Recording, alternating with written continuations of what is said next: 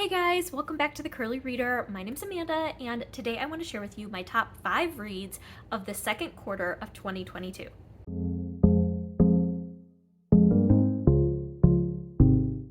Alright, so each quarter I like to share with you my top 5 reads of that quarter. These are just my 5 favorite books that I read in the last 3 months. So this is going to cover April, May, and June of this year. So yeah, I'm just really excited. I have 5 really unique, I think, books. Like, each of them are unique in and of themselves, to share with you today. And so let's just kind of dive into it. I am going to be sharing these in order from least favorite to favorite, even though they're all my favorites. So, but anyway, I think you know what I mean.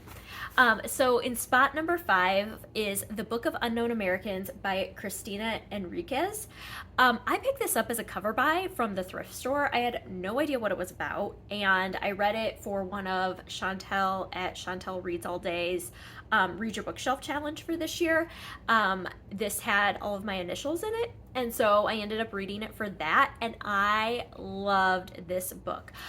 This book follows primarily a teenage boy and his friend's mom, their points of view. So the mother, her and her husband have brought their daughter to the United States from Mexico because she has suffered a severe brain injury and she has some special education needs that they feel are going to be most efficiently addressed in the US. And so they get their proper paperwork, and they get the dad gets a job, and they come to the US as immigrants, specifically so that their daughter can go to school in the US.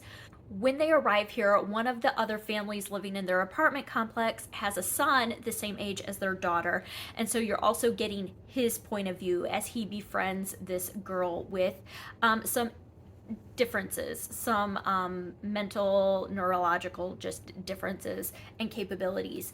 And so those are the 2 primary points of view, and just kind of going about the immigrant story and what they're going through, specifically with the injury and the education needs and the language barrier and the employment difficulties and things like that. But then also on top of that, you're getting little side stories about a lot of the other people within that same apartment complex and people that they come in contact with that are also immigrants. Not all of them are from Mexico. They're from all over, but you're getting their immigrant stories and where they came from and what brought them to, I can't remember where. I want to say it's like Vermont or New Hampshire or something along those lines. I want to say it's somewhere in New England, but I'm not 100% sure now that I am thinking about that. But it's just kind of going through what brought them to that specific location, that, you know, this rural town. What events led up to that? How are they handling being there now?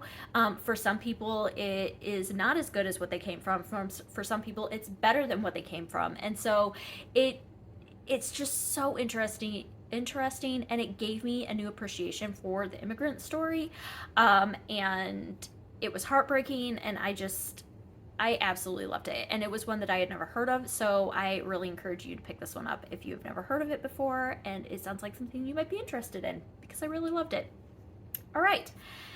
Next, number 4 on this list is going to be Under the Banner of Heaven by Jon Krakauer. This is a nonfiction book that I buddy read with Krista from Books and Jams and one of our subscribers, Lindsay. And we read this together, and we're currently watching through the TV series. But this is like a true crime-esque book.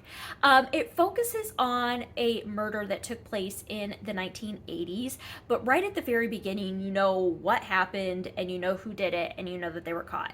So really what this book is about is a deep dive into the Mormon church and their history, and then how the fundamentalist Mormon church has kind of broken off from that and gone a different way, and what led to that separation, and how this now, the fundamentalist FLDS, the Fundamentalist Church of Jesus Christ of Latter-day Saints, how they have kind of cultivated this atmosphere for extremism within their groups.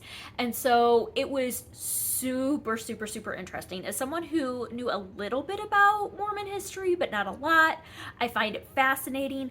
And this really gets into a lot of the church history and some of the more questionable things in the church's history, while always being respectful of the church and not really criticizing the church of today, but more just saying, okay, here's some like things that have happened in the past that have kind of led them down the road that they are at now. So if that all makes sense. But also tying it back to this murder in Utah in the 1980s that was done by someone who claimed to be of the FLDS faith. So anyway, it was very, very interesting. There were a few sections that were a little wordy and lengthy and probably could have just been left out, in my opinion. But overall, I really, really enjoyed this read and highly recommend this one as well. All right, number 3 on this list is Everybody Fights by Kim and Penn Holderness. I love the Holderness family. I love Kim and Penn. They're about 10-ish or so years older than I am. And so I find a lot of wisdom in this book, or I found a lot of wisdom in this book. It is a book all about how to fight in a productive way with your spouse. And I know that sounds weird, but the fact of the matter is we all disagree. You know, all spouses disagree.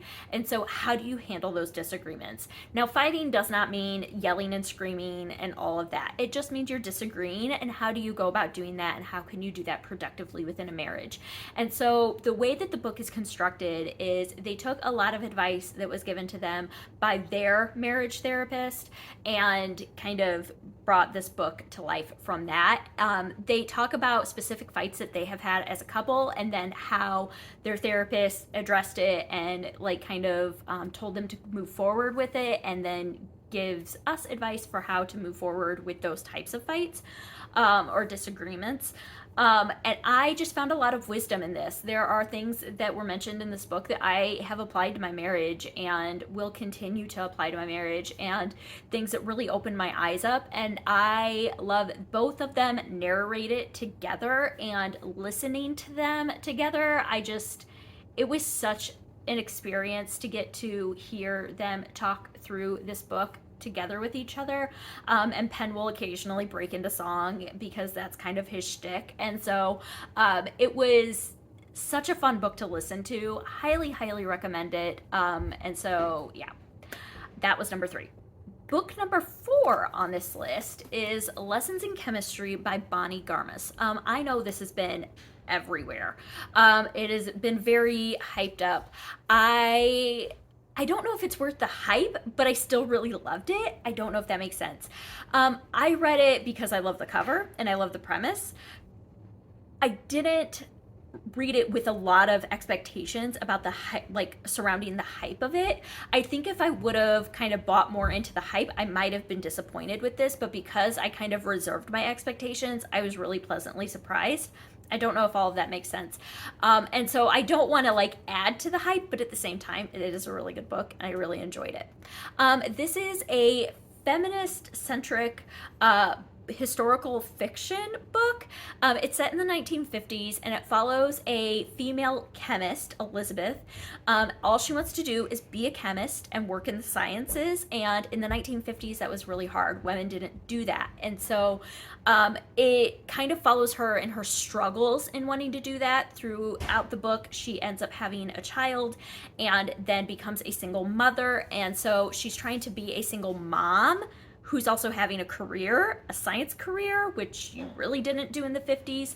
And so through a series of events, she ends up hosting a cooking show, like on the public TV station. And so anyway, and she decides to approach the cooking show as a science lesson for women at home. And she wants to teach them how to be confident in what they know. And it was so good. One of the things that I really liked about this is that while it is a very feminist driven plot, There are good men in this book, and I appreciate that, because a lot of times when you have these more feminist stories, it can make all men seem awful, and all men are not awful. And so I really appreciated that. I also really enjoyed the writing style in this book. It's very different. It's very sarcastic. There's a point of view from a dog. There's also like time hops and time jumps throughout. And so you kind of have to be more like paying attention to that sort of thing. But I loved it. I loved the writing style. I'm really looking forward to seeing if Bonnie Garmus decides to write more. I would definitely pick up another book from her. And so, yeah, this one came in number 2. And then number 1 for my second quarter reading is Part of Your World by Abby Jimenez. I loved this book. This is a romantic, contemporary romance book that follows a 30-something doctor in the Twin Cities of Minnesota who one night finds herself in a ditch. Her car has gone into a ditch in rural Minnesota, and she is helped by this 20-something-year-old young man. And they end up having a one-night stand that kind of evolves into something more. And she's from a very prominent medical family, and she has a lot of expectations put on her, and he is just kind of a country bumpkin, for lack of a better term. And so, not to mention the age discrepancy, she just does not see how this is going to be a successful relationship.